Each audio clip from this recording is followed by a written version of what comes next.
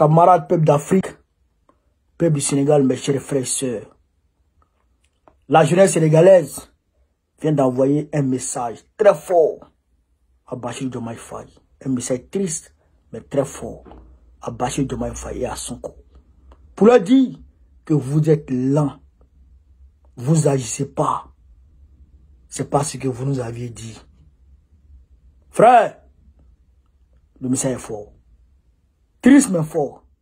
On va écouter ici Bassirou Diomaye Faye et je vais décortiquer aisément chers camarades d'Afrique. On est parti, on écoute. C'est avec une immense tristesse que je me tiens ici aujourd'hui face à cette tragédie humaine qui nous bouleverse tous. La nation est en deuil et la situation est particulièrement insoutenable. Je voudrais au nom de cette nation, la nation sénégalaise, présenter mes condoléances aux familles éplorées et leur dire toute la solidarité de l'État et de l'ensemble du gouvernement face à la tragédie qui les frappe et qui nous frappe tous. Ce qui est arrivé ici à Mbour, qui est arrivé quelque peu partout sur les côtes du Sénégal, est le fait des filières de migration qui sont, il faut le dire, dans le trafic d'êtres humains, qui exploitent le désespoir de cette jeunesse et qui leur vendent le rêve d'un avenir meilleur. Mais je voudrais dire que la traque sans répit contre ces vendeurs d'illusions, ces vendeurs de la mort, va s'intensifier dès à présent. Il y a quelques jours de cela, la semaine passée pour le dire, s'est clôturée une opération appelée Djoko, qui était conjointement menée pendant plus d'un mois par la gendarmerie, la police et même l'armée, et qui a valu la mise en échec d'un projet migratoire de jeunes à hauteur de 690 jeunes qui ont été appréhendés au moment de leur départ.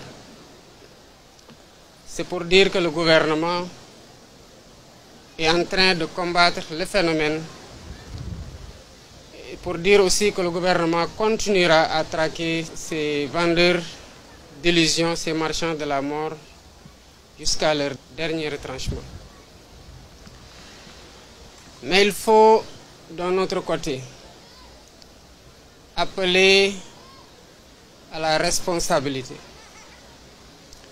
Dire à ces jeunes que les pays dans lesquels ils s'en vont, ce sont des pays qui ont été construits par des êtres humains, par des citoyens qui ont cru qu'au changement dans leur propre pays et qui ont réussi à faire de ce pays ce qui les y attire au risque de la mort.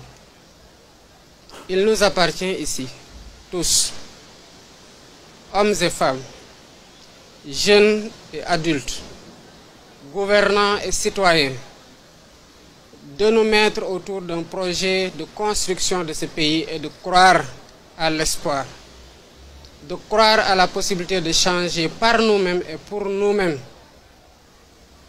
le visage de notre pays. Le gouvernement travaille d'arrache-pied à mettre en œuvre des politiques publiques adéquates pour donner du travail aux jeunes ici au Sénégal et les inviter à la reconstruction de notre pays. Il y va de notre responsabilité à tous. Je voudrais aussi appeler les familles à mettre moins de pression à ces jeunes. La pression positive se comprend de la part des parents sur les moins jeunes et sur les jeunes. Mais la pression ne doit pas aller au-delà de la motivation à travailler, à se serrer la ceinture et à y croire et à avoir de l'endurance dans les difficultés, mais ici au Sénégal. Elle ne doit pas aboutir à faire prendre le risque suicidaire d'emprunter les vagues. Il n'y a que la mort qui s'offre comme alternative quand on prend un voyage aussi périlleux. Le gouvernement continuera à mettre tout en œuvre pour dérouler les politiques qui permettent aux jeunes de travailler. Mais encore faudrait-il que l'ensemble de ces jeunes comprennent qu'il n'y a pas de sot métier. Les métiers que beaucoup d'entre eux exercent ici sont les mêmes qu'ils cherchent à exercer ailleurs ou même des métiers moins valorisés. S'il ne s'agissait que de jeunes qui n'ont pas de travail, encore on pourrait dire que c'est le chômage et c'est l'envie de se réaliser. On comprend leur désarroi. Mais il y en a qui ont du travail et qui veulent malgré tout arrêter de travailler et qui prennent les vagues. Cela ne peut être une option. Je voudrais aussi appeler à la solidarité des populations. Dans les prochains jours, le gouvernement mettra en place un numéro vert. Parce qu'il ne peut pas y avoir de départ dans les conditions où les gens empruntent la mer sans qu'il y en ait qui en sachent quelque chose.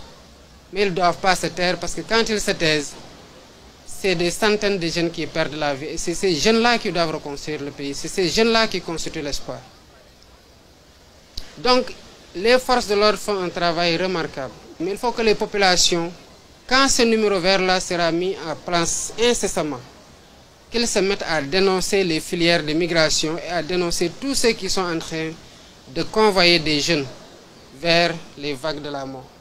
Il faut que les jeunes et les populations comprennent que la situation qui a fait prendre la mer à ces jeunes pendant des années ne peut être résolue du jour au lendemain. Il faut du temps pour que les solutions qui sont mises en place opèrent et que les conséquences positives se fassent ressentir. Entre-temps, il nous faut prendre notre destin en main en tant que Sénégalais ici au Sénégal et ne pas fuir les difficultés et les défis qui s'imposent au peuple sénégalais, jeunes, vieux, hommes et femmes qui doivent relever ces défis-là.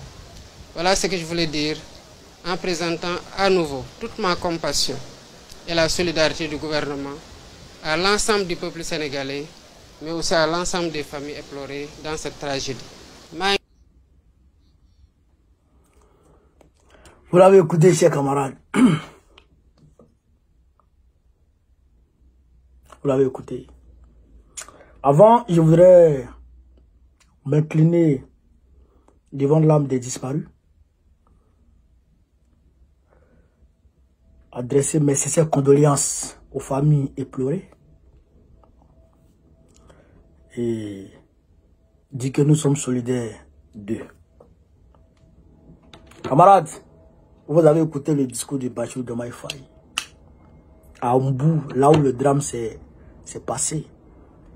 26 corps qui ont été repêchés, qui ont été retrouvés, je dirais, dans les eaux. 26. Une embarcation de près de, je dirais, 50 personnes. Après cette embarcation, il y a eu des embarcations de près de 400 personnes.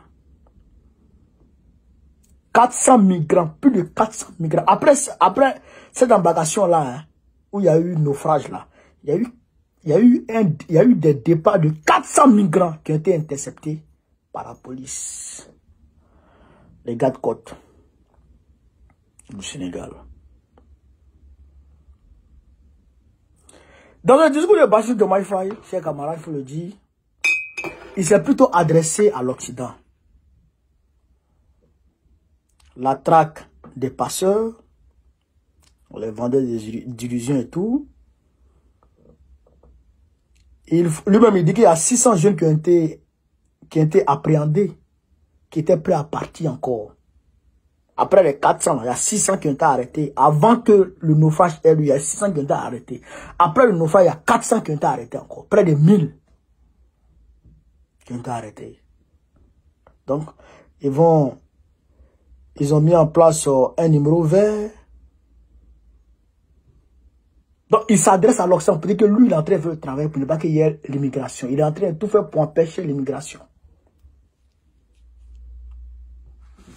Quand il parle au peuple, il dit qu'il n'y a pas de sot métier. Les métiers que les gens viennent chercher ici, ils n'ont qu'à faire ça là-bas. Nous avons resté ensemble pour travailler, c'est rentré, sortir. Demain, vaille. C'est pas ce que tu as dit, mon frère. Sonko, c'est pas ce que vous avez dit. Vous avez dit. Vous avez demandé aux immigrants de ne pas aller. De ne pas aller, de rester là.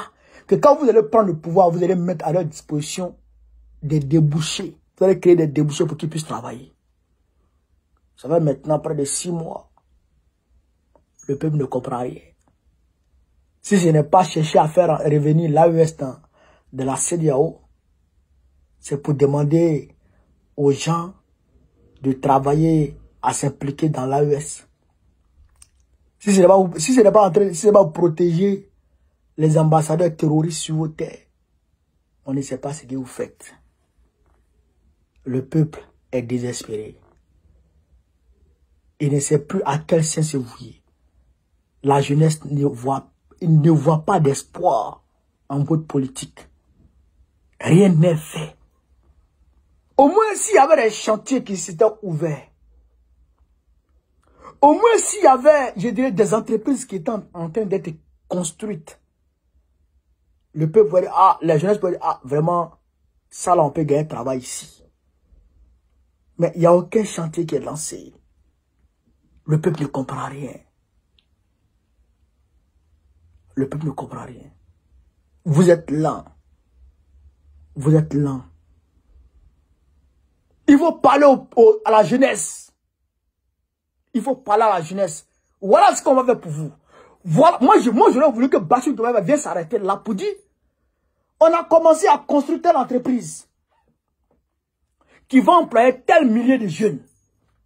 On a lancé tel chantier qui va absorber le chômage à tel %. On a commencé à faire ceci, on a commencé à faire cela. Moi, je pense que c'est ce que tu allais venir dire. Mais malgré tout, on ne comprend pas pourquoi les jeunes s'en vont. Là, on peut comprendre quelque chose. Mais tu ne dis rien de tout ça. Et tu veux t'arrêter pour dire, il n'y a pas de son métier. Ah bon? Il n'y a pas de son métier? Pourquoi tu n'es pas resté dans l'opposition alors? S'il n'y a pas de son métier. Pourquoi tu n'as pas laissé tomber la politique? Pourquoi tu as promis une meilleure vie aux jeunes? S'il n'y a pas de son métier. Pourquoi toi tu n'es... Non, il ne faut pas te foutre des gens. Lancez les chantiers. Construisez les entreprises. Rompez les accords. Mettez à la disposition des jeunes. Mais un certain nombre de garanties. C'est vrai. Ici, là, en France, là, il y a ce qu'on appelle le RSA. Tu es jeune, tu as 18 ans, 19 ans déjà, on te verse au moins un 500 €. Oui, on te verse au moins un 500 € qui va te permettre d'avoir tes petits brémins, de gérer tes petites factures et tout. Est-ce que vous comprenez ça? Mais chez toi là-bas, non seulement il n'y a pas ça, mais il n'y a pas d'entreprise. Mais il n'y a pas d'espoir, il n'y a pas de débouchés. Donc le peuple prend la route, la jeunesse prend la route. Et il y a un jeune qui a été interrogé par France 24. On lui a demandé, mais est-ce que toi là, par lui il a été sauvé par un pécheur, lui n'est pas mort. On lui a demandé, est-ce que toi, tu vas retourner encore? Il dit, lui il est déterminé à retourner encore. Il dit, il va retourner. Il dit, il va prendre la route encore. Malgré que des gens sont morts devant lui, il dit, il va prendre la route encore. Et puis ses parents sont d'accord. Mais si lui travaillait, qui gagnait au moins 200 000 par mois, tu ne vas pas partir. Et puis il dit, il y a certains qui travaillent, qui s'en vont. Mais ils vont qu'elle travaille. Ils vont qu'elle travaille. Les boulots fragiles, là. Du jour au lendemain, tu perds ton travail, puis il n'y a rien, tu reviens au truc, là. Hein? Donc, il faut te revoir, Bassirou Diomaye Faye. Il faut te revoir. Il faut revoir, il faut créer des débouchés pour le peuple, pour la jeunesse. C'est ce qu'on souhaite, c'est ce qu'on demande. Tu es jeune, tu sais pas ce que nous on veut ou bien quoi. Toi tu ne connais pas les aspirations de la jeunesse. Tu es jeune, tu sais pas ce dont la jeunesse a besoin. Il faut donner travail, il n'a qu'à commencer à travailler. Il va avoir au moins un 300 000, 200 000 francs par mois. Il a sa petite maison. Il a sa petite maman. Joe, il va aller où? Il va aller où? Mais le gars, il se débrouille, il gagne 10 000. Quand il gagne 10 000, d'ici il va avoir 10 000 encore, 10 000 là, il a fini de manger. Il vit le jour au jour. Joe aussi s'est débrouillé, il a économisé un peu là. Lui met dedans. Lui met dedans. Donc, il faut donner des garanties, il faut donner du boulot à la jeunesse. Il faut donner du boulot à la jeunesse. C'est ça qui est la vérité. Le Sénégal a tout. Le Sénégal produit le gaz, le pétrole, tout. Le Sénégal a tout aujourd'hui. La pêche, non, on n'en parle pas. Il faut créer des débouchés pour que le peuple, la jeunesse puisse respirer, la jeunesse puisse avoir de l'espoir. Mais il n'y a rien à l'horizon. Il n'y a rien à l'horizon. Il n'y a rien sous le soleil, frère. Ils vont se chercher. Ils vont se chercher. Il faut lutter contre les causes de l'immigration. Il ne faut pas lutter contre l'immigration, ça ne sert à rien. Numéro vert, numéro rouge, ça ne sert à rien. Il faut lutter contre les causes. Pourquoi les gens s'en vont? C'est ça, il faut lutter contre ça. Parce qu'il y a la pauvreté. Et ça, il va avoir une meilleure vie. Et puis faire profiter de sa famille de cette vie-là. C'est ce qu'il veut. C'est ça qui veut que les gens s'en vont. Les gens ne vont pas parce qu'ils veulent aller. Non. Alors, sinon, si c'est pour aller, visiter la France ou les États-Unis, il peut chier l'argent un peu, et puis aller. Mais si tu vois qu'il s'en va, là, c'est parce que ça ne va pas. Donc, pas lui, il n'y a pas son métier. C'est parce que le métier qu'il a, là, ça ne l'arrange pas. Ça ne l'arrange pas. Il veut autre chose. Donc, il faut créer autre chose. Il faut créer boulot, créer travail. S'ils ne créent pas de travail, ils vont partir. Je ne les encourage pas, hein. Mais c'est comme ça. C'est comme ça. Les gens vont partir. C'est comme ça. Je dirais, c'est l'instinct de survie. C'est l'instinct de survie. Voilà. Chers camarades d'Afrique, voilà ce que je voulais vous dire sur cette vidéo. Partagez-la au maximum. Mettez-la partout à travers le monde. Vive l'Afrique libre. Vive le panafricanisme. Vive tous les présidents panafricains. Bravo, président du Côte d'Ivoire 2025, Inch'Allah.